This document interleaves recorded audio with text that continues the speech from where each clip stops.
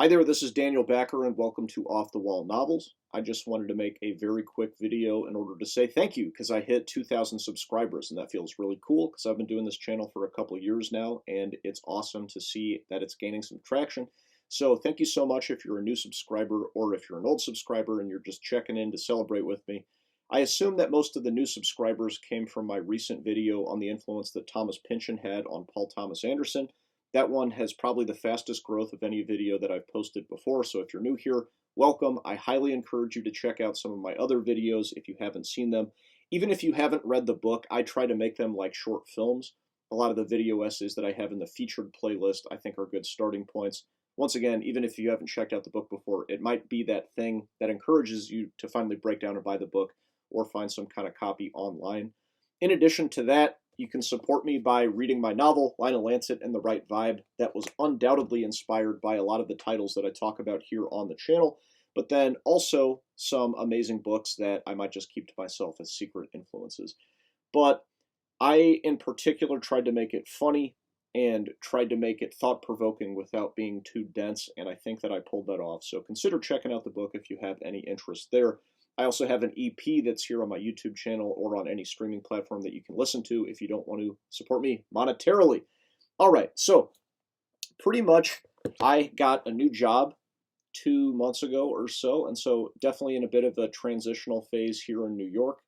But it does feel cool. I feel like I'm in the right place. It's a new environment with new challenges, and there have been some ups and downs here at the beginning of the school year because even though I've been substitute teaching since the middle of the pandemic, this is technically my first year teaching where I am the head teacher in charge. And it's been really cool to finally have that responsibility. But like I said, there have been some challenges too, but that's to be expected, you know? And a big transformation for me maybe 2 years ago now was just realizing that I should go into teaching. And so even though it was a ton of work, especially last year when I was working full time and doing grad school at night, it's cool to see that a lot of that has paid off in a relatively quick amount of time, but there's a lot more climbing on this mountain of education as well. Beyond that, I am reading some cool new books that are treading into territory that I haven't really explored before, so that's really exciting. In particular, I heard a podcast with Mitch Horowitz and Duncan Trussell, where they're talking about Mitch Horowitz's new book called Modern Occultism, and then that got me to read Faust. And so I actually just finished Faust Part 1 this morning, and it is just consistently amazing and so wild in the imagery that they get into. It's very occult, a lot of like witches and monkeys and spells and spirits and fancy things like that. I'm going to make a video essay on it eventually, maybe in time for Halloween. Don't hold me to that. I don't know if I'm going to be able to throw it together in that time. If I do, it might be a shorter one, but you will definitely see some more videos about Faust from me in the near future.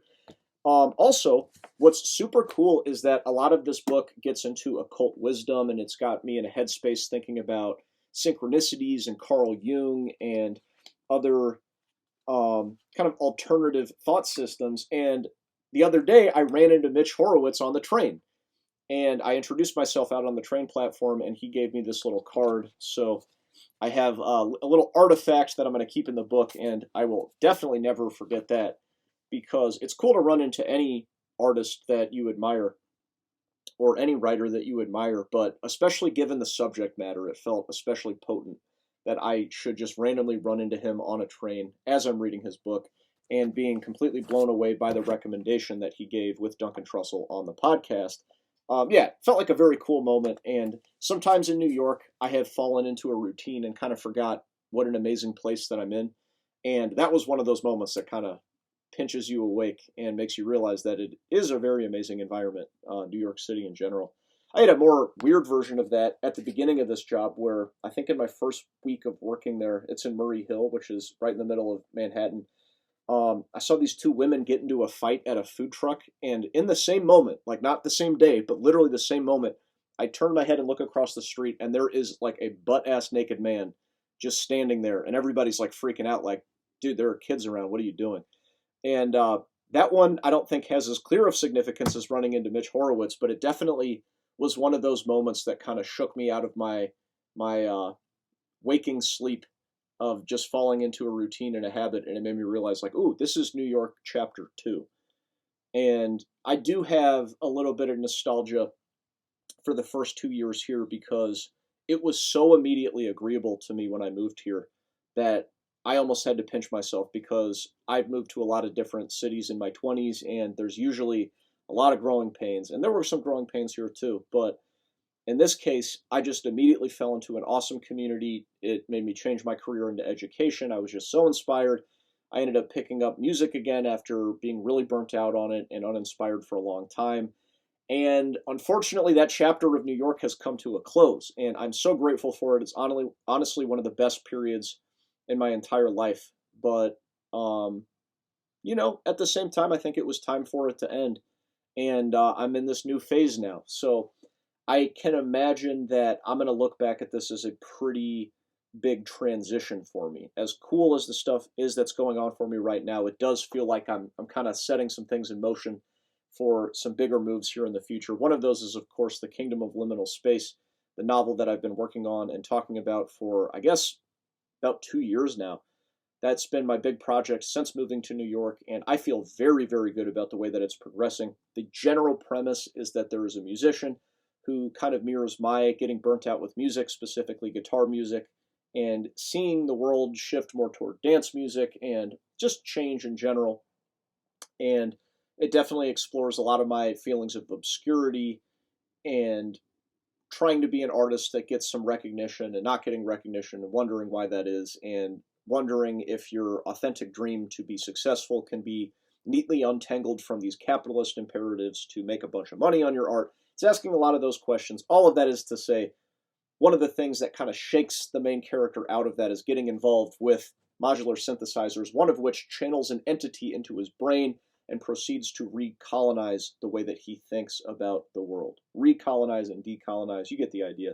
That's about as much as I'm willing to say about it right now, but there's a lot of cool stuff that I'm getting into that has no doubt been influenced, especially by Faust. I'm trying to get into some of that occult imagery and symbolism and everything like that. And I don't want to spoil it, and so I think that's about all that I'm going to say about it for right now. But last thing that I wanted to talk about is that I've been getting really into this guy, David Berman, who is the late lead singer of the band Silver Jews. So I've been listening to his albums quite a bit, or Silver Jews' albums, but then also reading his poetry, Actual Air.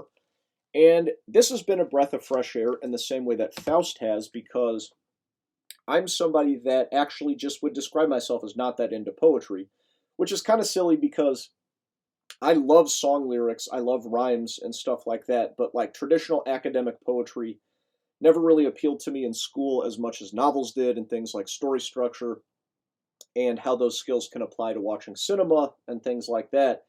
So I was never really that attracted to poetry, especially if there wasn't a rhyme and it wasn't just immediately apparent to me. Maybe that's just a laziness thing, or I hadn't acquired the taste for it. But a good friend of mine who has very great taste suggested that I read some Actual Air, and these poems are absolutely amazing. I'm definitely going to make a video on this because I think that he has a talent both in his song lyrics and his poetry to choose the most like evocative imagery and language that you can possibly think of, but at the same time, it kind of denies you this grand interpretation of what he's doing. So it feels very important and evocative, and there is a lot of interpretation, but then when you start to interpret it, it kind of like falls apart and just feels very grounded in the imagery that he's going for. So that ambivalence is really cool. And in the past of me not being into poetry, it's making me consider that I want to read more stuff like this because it's